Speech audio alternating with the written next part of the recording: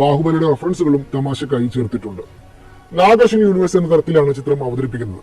ഭൈരവന്റെ ആക്ഷനുകൾ കൂടുതലും അടുത്ത ചിത്രത്തിലേക്കായിരിക്കും സംവിധായകൻ മാറ്റിവെച്ചിരിക്കുന്നത്. 600 കോടി മുതൽ മുടക്ക് എന്ന് പറയുമ്പോൾ തന്നെ സിനിമയുടെ വലിപ്പം ഒന്ന് ആലോചിച്ച് നോക്കൂ. ക്വാളിറ്റിയിൽ ഒട്ടും കോംപ്രമൈസ് ചെയ്യാത്ത മേക്കിംഗ് കൊണ്ടാണ് കൽക്കി അത്രയും സമയം പ്രേക്ഷകരെ വിസ്മയിപ്പിക്കുന്നത്. VFX സാധ്യതകളെ ഇങ്ങനെ ഭംഗിയായി ഉപയോഗിച്ച മറ്റൊരു ഇന്ത്യൻ സിനിമയും അടുത്ത കാലത്ത് ഉണ്ടായിട്ടില്ല. ആദ്യ പകുതിയിൽ ചിത്രത്തിന് ഒരു മെല്ലെപ്പോക്കുണ്ടെങ്കിലും രണ്ടാം പകുതിയിൽ സിനിമയുടെ കുതിപ്പിനൊപ്പം പ്രേക്ഷകരും ചേരും. 800 വർഷങ്ങൾക്ക് ശേഷമുള്ള ഭൂമിയെ ഉണ്ടാക്കിയെടുത്തിട്ടുണ്ട്.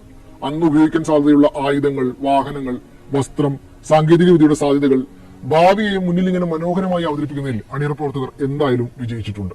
കൽക്കിക്കായി സൃഷ്ടിച്ച സെറ്റാണ് സിനിമയിലെ ഏറ്റവും ആകർഷകം. ഭൂതവും ഭാവിയും കോർത്തിണക്കി പ്രത്യക്ഷപ്പെടുന്ന രംഗങ്ങൾ ക്യാമറയിലേക്ക് ഒന്നും നഷ്ടപ്പെടാതെ പകർത്തിയ സ്റ്റോയിലി യോവിക്കും ദൃശ്യങ്ങളെ അവരുടെ ജീവനിൽ തന്നെ എഡിറ്റ് ചെയ്ത കോതഗിരി വെങ്കടേശ്വര റാവുവും കയ്യടി അറിയിക്കുന്നുണ്ട്. ചിത്രം ചില രാഷ്ട്രീയ വായനകളും നൽകുന്നുണ്ട്. മനുഷ്യരാൽ ഭൂമി നശിപ്പിക്കപ്പെടും.